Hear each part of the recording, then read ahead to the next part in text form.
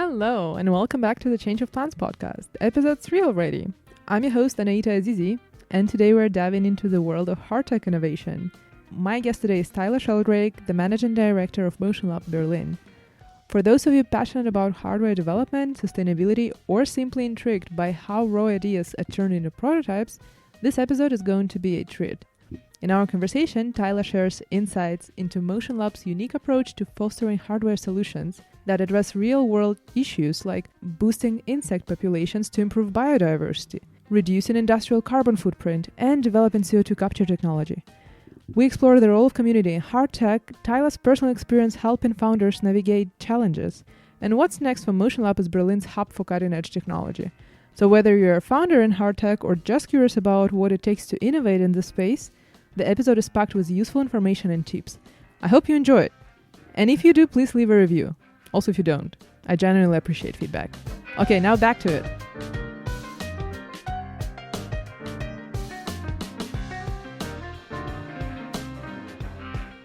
Just wanted to start with something I always start my team meetings with, and I think it's a really nice icebreaker and generally kind of delve into the conversation. Yeah. And I usually ask my team about their highlight of the week. Mm-hmm. And it could be highlight, it could be low light, but basically we're at Friday now. It's been a long week personally. I don't know about you, but is there something that really stand out to you? Sure. Yesterday night I went for dinner to Kai Maison. Have you ever been there? Is it in Kreuzberg? Yes, Maybach-Ufer, and it was delicious. Oh my goodness. Highly recommended. Nice. Yeah. And your highlight? Ooh, my highlight. Yesterday I went to a stand-up.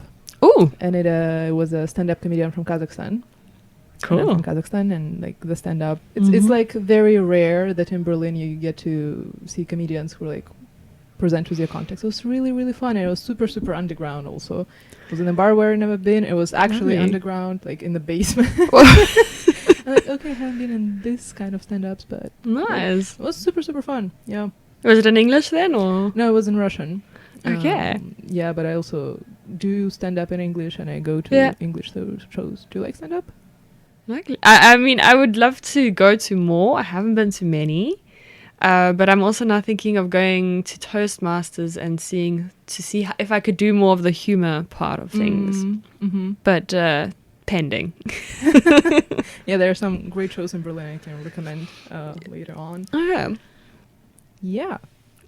So we're gonna talk today about your career transition, or maybe not transition, just generally your career. We're gonna talk about MotionLab. I did not introduce you because I'm planning to introduce you in the podcast introduction. But yeah, so my first question to kind of delve into that and start thinking about that. Who did you want to become when you were a kid? Do you remember? I do.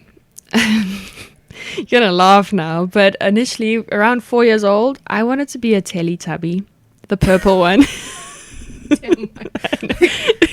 My best friend wanted to be a dog, and this is the second most ridiculous answer.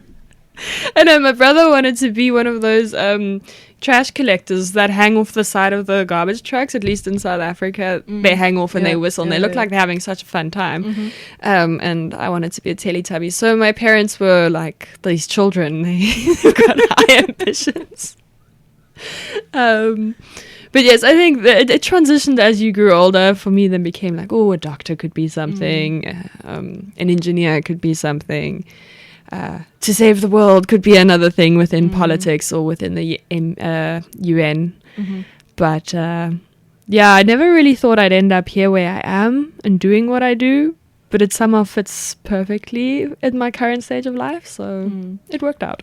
Yeah, I don't think anyone ever ended up where they wanted. Oh my god, it's my first time in this meeting room. It shakes. It is. It's like you get seasick, maybe. It just shaked. Yeah. It's when someone moves up and down, then the tires. I don't think they've been pumped up in a while. Yeah, for the listeners, MotionLab is a huge co-working place, and they have the bus just in the middle of it that they turn into meeting room and recording podcast. Actually, the first time I ever came here, I was so stoked that I said yes to this job 40% because it was based in space like that. Mm-hmm. But that's a good point, because that's how I ended up here. Right. I saw a photo of MotionLab and was like separate section about the questions about the bus. Fair enough. So you mentioned that you're from South Africa, right? Yes. And that at some point in your dreams there was to work for UN and to save the world. And we're now in Berlin. And could you maybe tell me a story of how did you make your way from South Africa to Berlin? Yeah, that's, I suppose, a bit more of a longer story. I went to an international school in South Africa. I'm half German, or my mom is German. And that gave me the, passport to be able to study in Europe for free in the EU. So I was like, I'm going to take advantage of that, and ended up in Italy at a trilingual university. Never been to the country nor the city before, but that seemed to be a reoccurring theme throughout my studies, that I just always went for it. And yes, basically did my bachelor there. Then thereafter, I ended up in LA for a year working as an innovation assistant, or PA more or less, for an innovation consultancy. Decided then to do my master's, and this was actually the pivotal time where it went from a PPE bachelor, which was very focused on politics, economics, and philosophy, to a master's in entrepreneurship and innovation. So the transition then went to, okay, business is sort of the route I want to go, and within the spectrum of innovation and creating something from scratch, and less the whole political route. And in that combination, I ended up in Sweden doing my master's in Lund, before I ended up in East Africa as a startup consultant coach for about 3-4 months, and then applied for various different jobs. Saw an ad for MotionLab, was like, I'm going to apply there. They had no open position, and I'd never been to Berlin before. But here I am 5 years later and loving it. Great. Wow. Like, I know we did the pre-interview with you, and like I knew that you moved quite a bit, but not that many times. Like, I moved around, but not that much. I studied in Switzerland, and then I went back home to Kazakhstan for like a year, and then I came to Germany. And for me personally, it was always such a struggle that maybe holds me back in some decisions as well. But like changing cities, let alone countries, like changing countries, okay, but continents, how was that? Was it easy for you to just jump from LA to Sweden? It's also like very different cultures and languages and bureaucracy. Oh yes, the bureaucracy, everyone's favorite topic. I think the hardest transition was going from South Africa to Italy, not because I was maybe in a bad environment or anything. It was absolutely great. I think the transition mainly was stepping out now and being an adult. That was the first element of growth, I think, that had to come with it. And then in addition to that, there's a different mentality to South Africans and Europeans. Even though I grew up half European with influence from my mother's side of the family, it wasn't quite there, and it was a change. And I'd say that it took me at least 3 years until I could actually say I've arrived here in Europe. And that was the last semester of my bachelor, essentially, when I said, okay, I've got great friends now and I'm happy to be here. So it took some adjusting. But then thereafter, it was just like, okay, I want to see the world. I want to experience new things. And the transition to LA and then back to Sweden was actually not that hard per se, even though LA is not my city. Sweden was a lot more fun and a lot more in line with what I'm doing. But I also went to an international university. So actually most of my friends that I still have today were from there, but they're all German. So there weren't many Swedish individuals that I connected with, or people from other spaces in the world. Yeah. Nice. So you mentioned that when you decided to apply for MotionLab, there was no open positions. And also, it was like right at the beginning of MotionLab, right? Could you tell me a bit more, like, when was MotionLab founded, and like what was the core team, and how did you just decide to apply? Like, what did you see in them that you're like, okay, let me try? So MotionLab was founded 7 years ago by 3 co-founders, all of which had a sort of an idea of what they wanted to do, but I don't think they were that aligned, and they'll probably say the same. In essence, they wanted a space where one could build physical products. And so they got this massive haul, and it was huge. And this is why the bus came to actually be, because they got it off eBay, Kleinanzeigen. They wanted to get the biggest thing they could possibly find to make this haul seem a bit less daunting. Wow. And to be fair, it used to be like a tour bus of an animation series. So it had these animations and kids' icons all around the bus, and it was green. It should have been kept. It never should have been blue. It was like, no, it was, and then it was grey once, and then in a team event we decided to make it MotionLab blue. So it's been also through a lot of transitions, this bus in itself, but it was the very first thing in this hall. You know what I've heard about this bus when I just came in, like second day? I was like, how's the bus here? How did they get it here? And I was told like, oh yeah, they basically built the space around the bus. Yep. Yeah, that's what happened. So the bus was first in here, and it's not going to move. I don't think this bus can even start anymore. Yeah, I hope so. So it's not going anywhere. And yes, the space was then basically organically grew around this bus. Maybe for the listeners, you got to picture sort of a co-working space, but instead of having a lot of desks and laptops and chairs, we've got a lot of machinery and to build physical products. So we've got different labs all around the space. And it was a coexistence with our first customers. We had no money to start off with, and many other places such as this are backed with huge financial backing. We didn't have that. So we were very much dependent on these first early adopters. And we asked them, what do you need? And then they were like, well, the kitchen's a bit too crowded because everyone was working in the kitchen. Can we now put a gallery up so we have a new space to work from? Or, okay, 3D printers aren't enough. Can we get laser cutters? Because actually that's the cheapest form of prototyping of the very beginning stage. And so we slowly started working with them to create all the products and the offerings we have. Maker garages were born as a result of that as well. So there's like a private area where you can, as a workshop in essence, rent out space from 15 to 100 square meters. And this was born because before that, everyone just had a little corner where they were working on their products. But now, what if you have a patent application pending, or you want to apply for patents? You need to secure what you're working on. So the startup at the time, Ornal Motion, said, well, we need some private space where we can work in and lock our stuff up.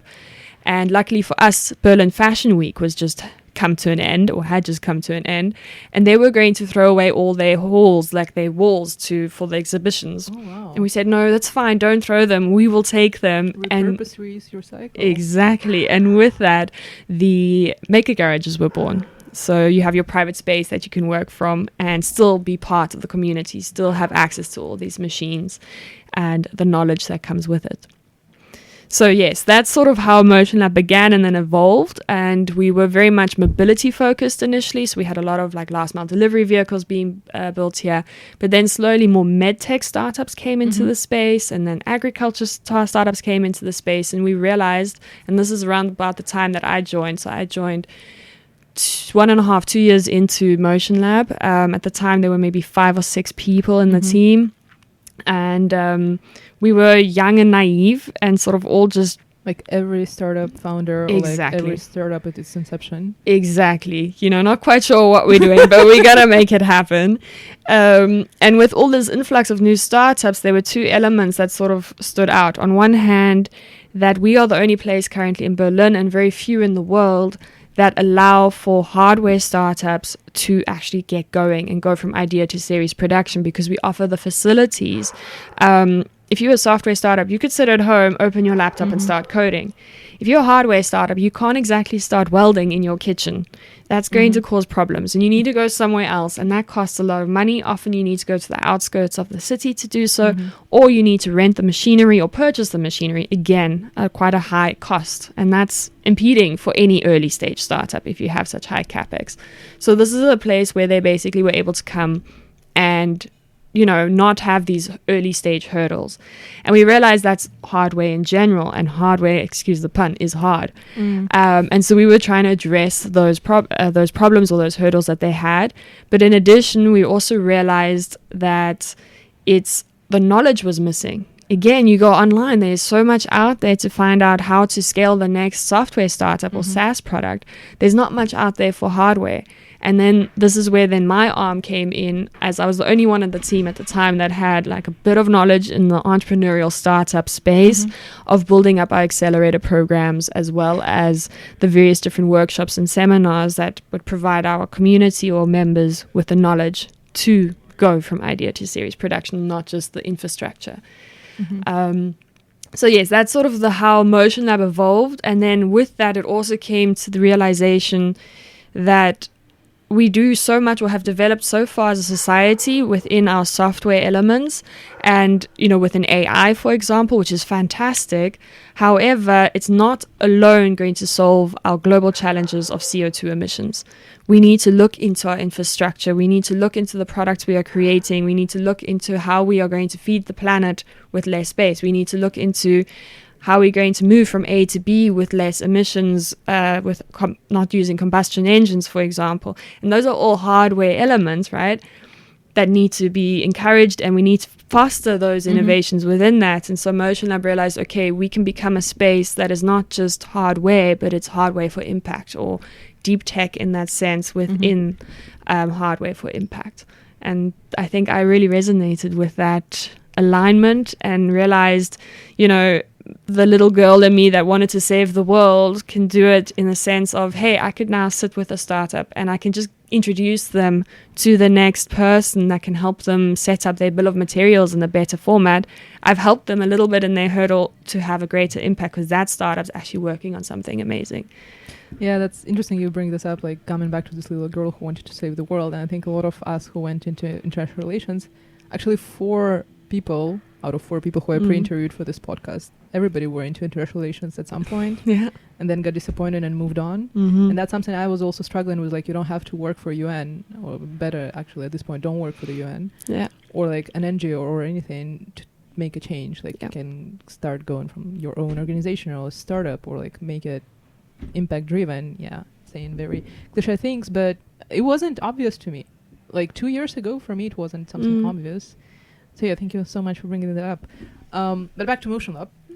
Yes. So yeah, when I first came in here, actually, I opened up the text right now from December last year. And I was texting my friend, like, at least this is like a software co-working, but like imagine they're doing hardware. So basically what you explained right now. And then when I came in, and it's amazing space. Like it has this, like, I don't know, the ceiling moves all the time. I don't know how it's called. Got a crane. Crane, correct. And then there's something like that. A huge, I don't know, ornament. It's very Halloween-y right now. Yes. So that is also actually one of the crucial elements to MotionLab. It is got the Berlin creative vibe. And 1/3 of our members are artists, makers, and freelancers. That's what I was going to bring up as well. Like, there's a lot of art objects actually around MotionLab that you might not pay attention, but then at some point you will. Yeah. That's larger ornament that we're looking at. I mean, it's huge. It's probably, 4 by 4 meters or something? It's like from like some Gothic church, ceiling. That's how it looks like. And it's built by Floor Gerlitz, and he's actually one of the most famous people, or sought after people, when it comes to stage design for festivals. So he does all the stage designs when everything's moving and the lights are coming. And this is now one of the pieces he's building for AV Jam, which is happening tonight or in future as well. And it's going to be fitted with something ridiculous like 7,000 LEDs. So it will be quite a lights, music, fascinating object coming to life. And so yeah, you mentioned that sort of your community that also co-works in MotionLab are freelancers and artists, and how I assume that wasn't from the beginning that you're like, we're just going to open up to artists as well, just to be on the same Berlin vibe. I assume that kind of happened along the way. And how did you introduce this? How the team introduced this? I think it actually happened almost from the get-go, not by choice, that it was, we just needed every customer. So any person that was building something was welcome, and startups saw the benefit in it. But at the same time, the creatives and the freelancers and the makers saw the benefit of it. And the beautiful thing about it is that art in itself is on the cusp of innovation, right? You always need to innovate something new. And that is also what startups need. And that's the mentality that they need to strive for, is we need to think of what we're doing now, and it's groundbreaking, right? This is the mentality that every founder wants to try and pursue. And so that's an inspiration that goes both ways. And simultaneously, an add-on for us, which was something we didn't realize at the time, was that many hardware startups need a diverse form of skill sets within their team, from the electrical engineers to the mechatronic engineers to the mechanical engineers and various other skill sets that come with that. The problem, though, is those people are often quite expensive to hire, and if you don't have the money to do so, where are you going to get that skill set? But here we've got all these artists, makers, and creators that are working with physical hardware products and often have those skill sets that can then prototype for a startup at a lower price, or, on demand as the startup needs, and basically also be able to provide that knowledge to that startup. So they coexist quite nicely together because they're constantly getting jobs from each other as well as knowledge from each other, and inspiration exchange. And those are the three, I think, very important elements that come with that. And why we also say, everyone in this space is welcome, and we try and keep that balance of 1/3 artists to founders and the employees of the startups. Nice, this is great. And so basically, MotionLab is not just garages, and we mentioned that there is also machinery that people can use, but there are also like several workshops. I'm not even sure I know all of them. I know that there is a 3D printing, 3D cutting, something else. I am in so many Slack channels that I don't understand what are they for. The other one I know that is a sewing situation going on, and like jewelry making. Have you had an opportunity to try any of those? Have you participated in any of the workshops yourself? What was your favorite? What didn't you like that much? I've done a few of them, from laser cutting to the whole wood CNC mill one. And actually the whole reason why I had to do the wood CNC one was because when you come to Germany, they don't come, like the apartments don't come with a kitchen. And I'm holding back so much. It's like, why would you not have a kitchen? And why would you take your kitchen and move with it? This concept of moving kitchen in one place. Because you're going to go to a new place, and in Berlin, the walls are never perpendicular. So your kitchen that you're going to move with is not going to fit there anyway. So leave it, And so, yes, that was the whole chaos behind that. And I was like, well, now I'm going to have to build my own kitchen. And the option was to go to IKEA and do it, or say, well, I've got the space. Why don't I try and do it myself? And so I did the course. And this is also the point of all our courses. So all our machines have an introductory course. So it doesn't matter if you are an expert in the machine or in the topic, you have to do the introductory course for insurance purposes, etc. Right? So this is the reason why we have all these courses. And then I was like, well, then if I need to use this machine, so I have to do the course. And I built my kitchen as a result of it. I had many lessons learned, and luckily for me, also a fantastic community here that could help with, the various different things that come with building a kitchen, from the electrics to the water plumbing situation to just actually cutting the right wood and varnishing it. But yes, I built the kitchen. It's standing. It's still functioning. It's great. After 4 years, it's still there. Have I touched that machine again? No. But that must have felt so empowering, and like every morning looking at your kitchen, like, I built that. I was so proud of it. I sent I don't know how many pictures to my family, and I was like, look what I did. Like, I built an IKEA Kallax. I'm still super proud of it. Yeah. And it's probably the only as you should be. Those things are sometimes quite tricky to follow in the instructions and like put together. How do you, so I also assume that like maybe CNC workshop and woodworking workshops 3D, they're always there, but some of them, it seems like some of them come, some of them go based on demand, or like based on like maybe you assume community would need it and then they like don't really. Can you think of those like kind of, I don't want to call them mistakes, but like some workshops that were there and then at some point they're not? Yeah. There's been, I suppose, a few. This could be the jewelry making workshop. This was a test. We put it out there, for example, to see, okay, before we go and buy the equipment, we had someone that knew how to do it and would bring their equipment. Would there be interest in it? And there wasn't much traction behind it, so it didn't really continue. Then there are other ones that will also, I think, make your Christmas ornaments workshops are more themed-based workshops instead of just the machinery workshops, and those didn't really work so well. We realized, okay, that's more something possibly for a makerspace orientated situation, such as a happy lab. Those workshops are fantastic there because people want to maybe go and create something from scratch, but with a guideline. But the people here more just want access to the machine. So it's more about teaching them how to use the machine and giving them the knowledge on how to go forward with any type of product than building a specific one. Great. And now when I hope listeners have a good idea of what MotionLab is, if you don't, there will always be pictures next to the episode announcements. There was also, I joined in December, so I got to catch all the demo days and the deep tech lounge and then stickers for the startups on the bus and things like that. But I really wanted to, since I have this opportunity, to talk to you more about the deep tech hub that is first and only in Germany, maybe the only in Europe. I have to admit, I still don't completely understand what is that. So it'd be really cool if you could explain. Yeah, for sure. So we had last September now, we became officially the Deep Tech Hub of Germany. What that essentially means is we are one of the 25 innovation centers of Germany. And this is something that's put forward by the BMWK, which is the Ministry for Economics and Climate Affairs. And about, I think, 10 years ago, they put forward an initiative called the DE Hub Initiative, where they said, okay, there's a lot of knowledge centered about different topics within Germany.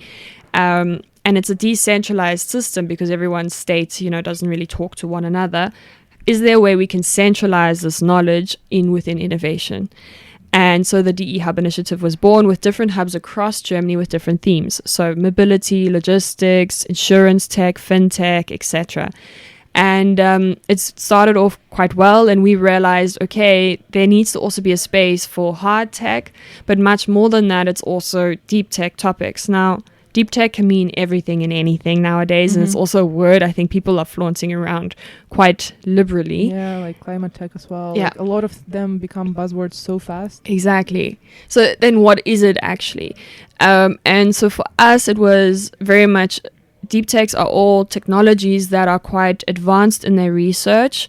Naturally, this can be from a software element, but it can also go into photonics. It can go into, obviously, AI is a big component of it, but hard tech is a massive component of that. And this we mean advanced technologies, advanced materials, robotics is a big topic, as well as anything that is really on the cusp of research and development and needs to get to market. And so we started to understand that many of the startups that are here are working on solutions that are within that space. And I suppose our surrounding community also started to recognize that and then realized, okay, well, we can announce you as the Deep Tech Hub of Germany. And what that means for us in particular, other than us having our great sign on the bus and being able to say it, it gives us access to this German-wide innovation network. So if a startup now comes to us and they're actually looking to get into mobility in that field, and they're looking for a network in it, we can just contact that hub right away and say, listen, this is the situation. We have a startup. This is our member. They need this. Can you help? And they'll literally respond within 2 to 3 days. Normally, this is like the speed that we can then work on, sometimes even quicker, depending on how well you know the hub. But in addition to the contacts that you're getting to that, so various corporates, SMEs, and startups that are all then part of these hubs that are part of this bigger incentive or this initiative, is the international stamp of approval. Because now when we step out and go abroad, then we have the backing of a ministry behind us. And that's the one stamp of approval, which also means that, for example, we had a startup recently that went to Japan and they needed manufacturing partners and they didn't know who to go to. We just contacted the foreign chamber in Japan through this DE Hub initiative and said, we have a startup member, they need XYZ, can you help? They put the full itinerary together for them. So they went to Japan for 2 weeks, they got all the contacts they needed and came back with all the solutions, which saved them a good 6 months of research time. Yeah, 2 years, I'd say even. Yeah, so that's like a huge stepping stone then for our members here, because it just opens a whole new network and ecosystem that we can then, take leverage and take advantage of. Yeah, that's really interesting because my next questions were also exactly about the Berlin startup scene and Berlin ecosystem. I've been to a couple of events in the past 2 weeks, and there's a lot of talk about how Berlin is very isolated, or like Berlin reputation is not the greatest, doesn't go further than clubs and bureaucracy. And then everybody's like, yeah, maybe do London now. And my question to you would be like, what do you think of Berlin startup scene right now? What would you advise to founders who consider where to open? Would you advise to open in Berlin or in Germany generally for startups? I think it very much depends on where you are at and what you are looking to do. So for me, I find any startup can be successful based on the network they have, right? If you've got the right network around you, then you can make it happen. If you look at Berlin in itself, it's always got an interesting mark in comparison to the rest of Germany. I'm always mind-boggled at the fact that this is the capital city of Germany, because it's not like the rest of Germany at all. But what I do find that Berlin does offer is the diversity and talent that you have access to. You've got great universities around you, but you've also got a very international community around you. So that is something as a founder you should really consider. There is also a whole bunch of grants to take advantage of. Yes, that gets into the bureaucratic nightmare of things, I understand. But, you know, they say it in Germany, you don't become investor ready, you become grant application ready. Yeah, absolutely. Yep. And so you've got to be able to navigate those. And in addition to that, it's also, I think, quite vibey and diverse in the type of startups you will find here, or the type of technologies that they are looking to drive. So on one hand, deep tech is now a big topic that they've got going forward. We've got an AI cluster here, but we've also got now the recent cluster that they're starting to engage on is gaming. They want to become the gaming capital of Europe almost, which I find also very interesting route to be taking. So there's a lot of focus now from the government as well as various different institutions to really push innovation within Germany, and they're going to consolidate that in Berlin, at least from my understanding and hearings of it.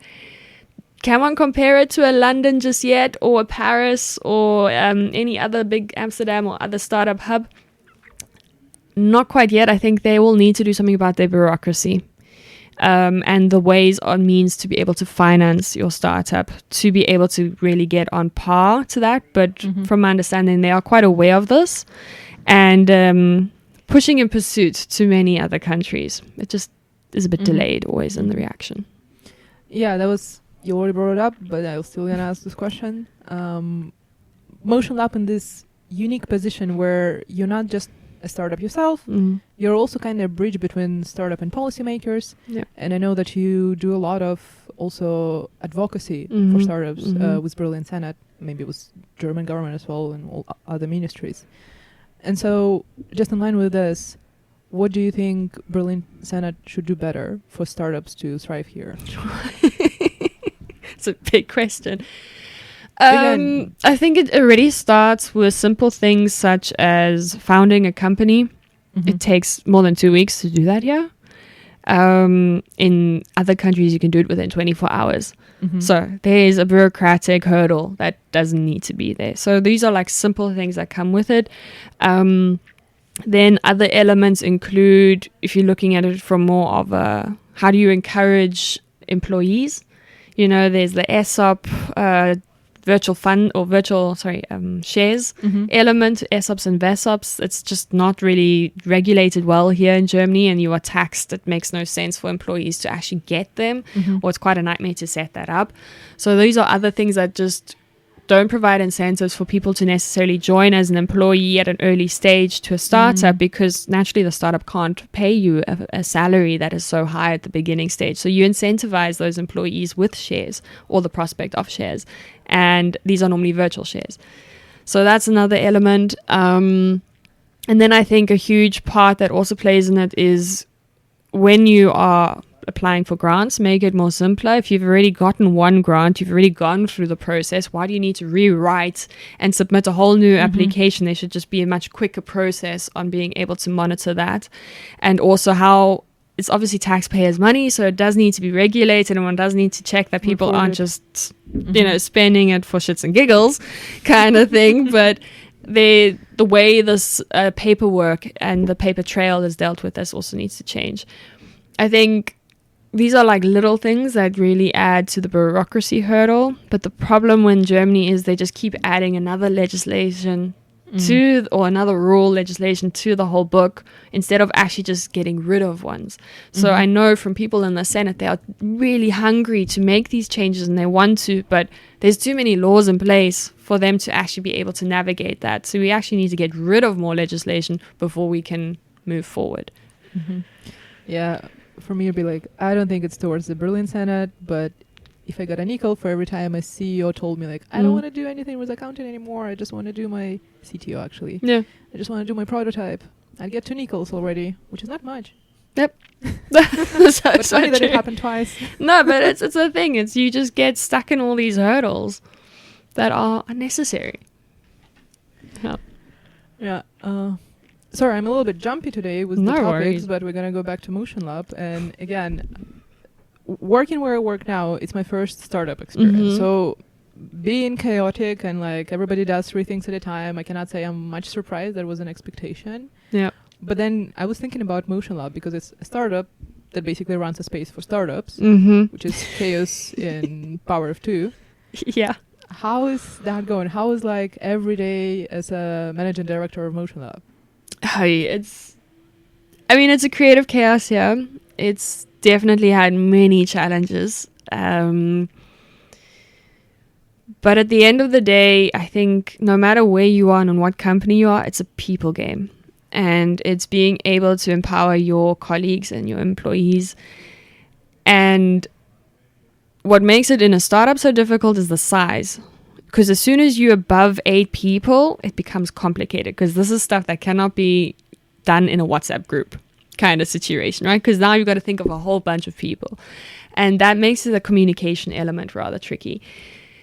Us naturally doing a lot of things for the first time because we are a startup and then have to handle our clients at the same time who are living on our doorstep. So it's not like we get the feedback via email or 2 weeks later. We get it instantly. We can be sitting having lunch in the kitchen and then we get a tap on the shoulder. The laser cutters aren't working again. You're like, yes, we know. Can we finish lunch first and we'll get to it? I did notice that, yeah, when you guys have lunch and it's like very much of a kind of safari. It is. It's particularly when Paul, our makerspace manager, is sitting in the kitchen. Shame, the poor man doesn't really have much time to eat his lunch because he is the one that's responsible for all the machines. And there's always a query or always, how do I do this? Or this broke or I can't find this. Or Melinda. I don't even, I tried to not even approach her if I didn't like schedule it because I know that everybody just like when sees her just jumps. Yep. That is the curse of being on the site all the time, but it is such a blessing as well because it means we can change so quickly. We can take the feedback and we can immediately react to it, so we can improve as a result of it. And also we get to spend time with such inspirational and really genuine individuals and get to know them and create a relationship that also is, I think, a bit not just authentic, but also a bit closer in the sense of understanding. So if things aren't going right, they understand, okay, but we know who's behind it and we know they're doing their ultimate best to make it happen. Or I'm actually just going to spend 2 extra hours maybe helping out. And I will attend this community breakfast because it means so much to Melinda. And that's a whole different way of doing business that has been or allowed us to almost be a home away from home for so many people.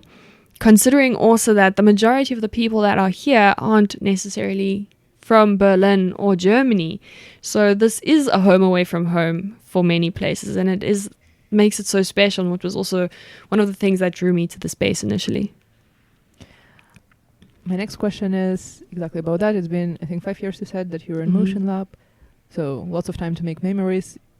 What is your most kind of cherished memory so far, MotionLab? I don't think I can say one.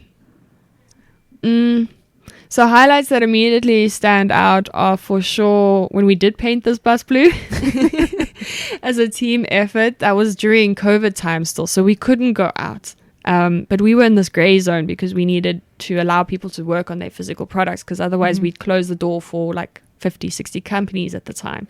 And it is a huge space, so people can be distanced, like in different teams. So. Exactly. We did limit who could come, and the startups were great in saying, okay, we would only send the necessary personnel in that need to be working on this day on that component.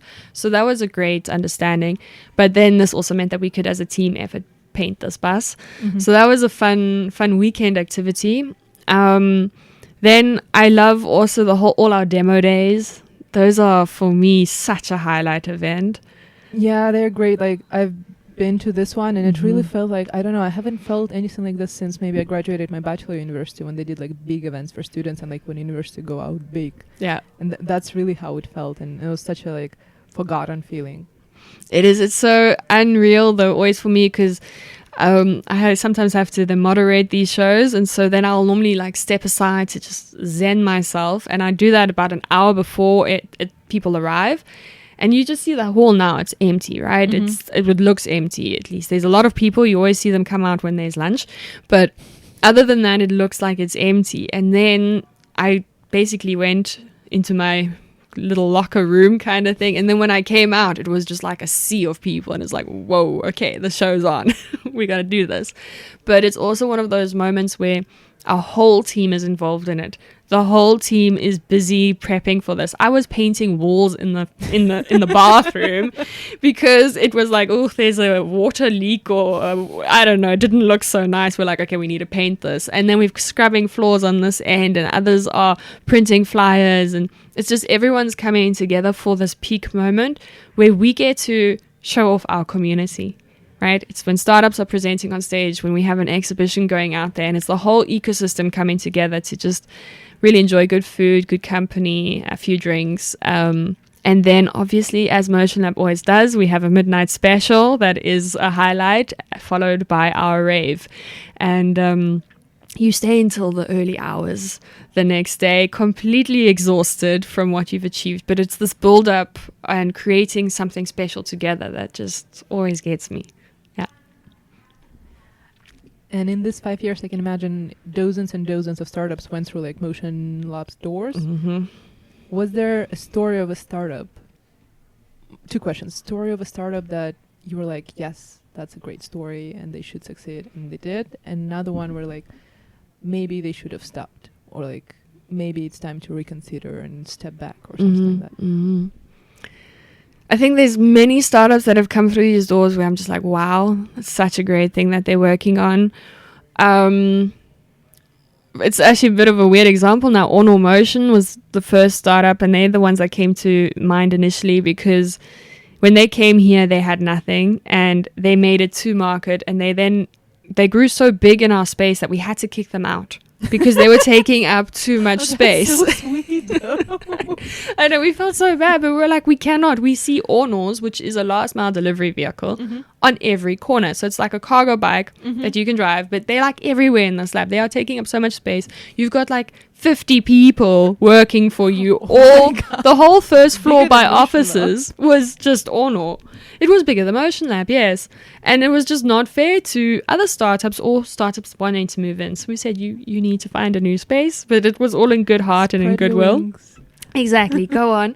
And it was great to be part of that process, because not only was it when they were trying to win an investor and they had nothing, they literally just had the sashi of the vehicle, and they put an IKEA chair on it, and then they pushed the investor up and down this hall to try and convince him this is the next thing to invest in. And it was a success. And so it was seeing them do that and seeing them combat every challenge, getting to know their employees, kicking them out, but then also now seeing their products on the streets. It is unfortunate, though, that they last week had to file for insolvency after a 9-year period. So they came to us as a 2-year-old company, which is upsetting, but it is a startup game, etc. But this was something that I really enjoyed seeing come to life. Are there products that I think should never have come to life? Yes, as well. I think there was once a person that wanted to build a printer, not a 3D printer, like a normal paper printer that would print your handwriting. So it would look like a personalized letter in a handwriting format, and it should be able to print 500 pages. of the same copy. So I didn't quite understand the gist of why you would need that if you can work with so many fonts, and who still prints paper. I mean, we want to get away from the paper trail. So it was just like, okay, I don't think this is going to work. But you see some interesting things, and needless to say, the person has a lot of talents in doing what they do, and I think they also then moved on to a better suited concept and product market fit. Mm-hmm. And just to move to some concluding questions. So now with all the knowledge you have, and let's say you have an opportunity to launch a startup, what kind of startup would you launch? You're asking tough questions. What type of startup would I launch? It would definitely be within hardware. So that's fixed. And then I'm not the techie. So I would then try and seek someone that is really insanely good at what they're doing. I'm quite cultivated by the robotic space. Interested in that, and also how it fits into industrial production, so the whole manufacturing processes. So I probably think it would be a startup, not one that you would know. It would be like something that addresses such a niche in a process that no one knows or cares about it, but it addresses the market in such a way that it can become a hidden champion because there's so few players on that market. What that is, though, don't ask me yet. I need to find the right CTO to tell me. And so we were talking about your path in the last, how many years, I don't know, but for sure for the last 5-7 years. If at any point you could go back to like a critical juncture where like you were making choices, or at any moment, and you could change something, would you? And if yes, what would it be? I mean, I think that the pivotal moment was for me when I had to decide if I was going to join MotionLab, which was an unpaid internship at the time, because it wasn't a position they had advertised and they didn't know what to do with me.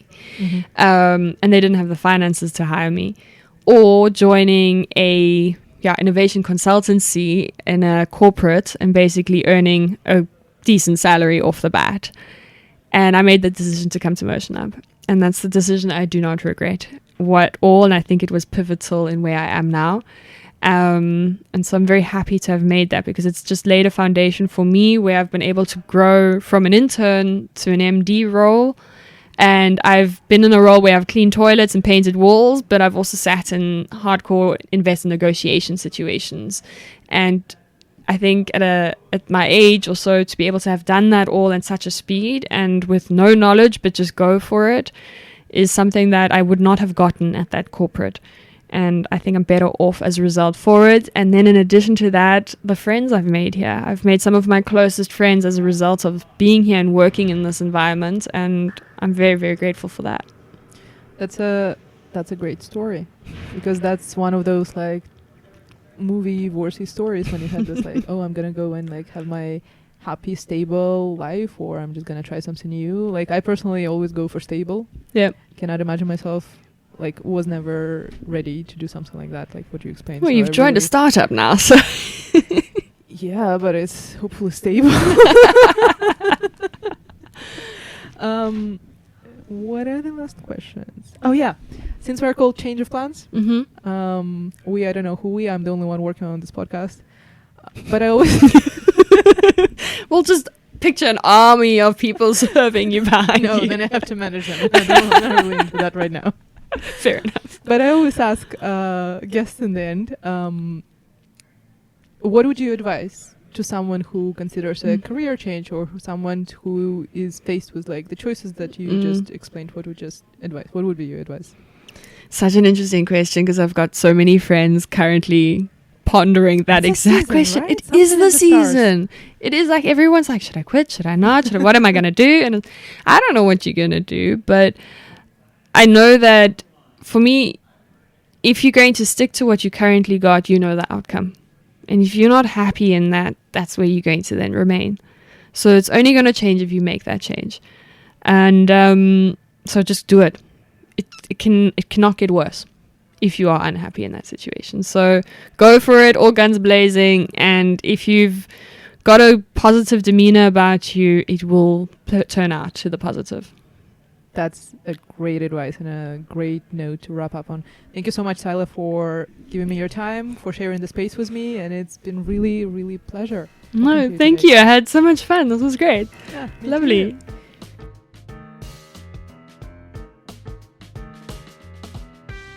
Thank you for tuning in to Change of Plans. I hope you enjoyed exploring the Hardtech space with Tayla Sheldrake, MotionLab's Managing Director. Her insights on building and sustaining a Hardtech ecosystem truly show what's possible when innovative ideas and community come together. If you're interested in learning more about Tayla's work and MotionLab, check out the links in the episode description. And as always, I'd love to hear your thoughts. Don't forget to subscribe, leave a review, and reach out to me on social media.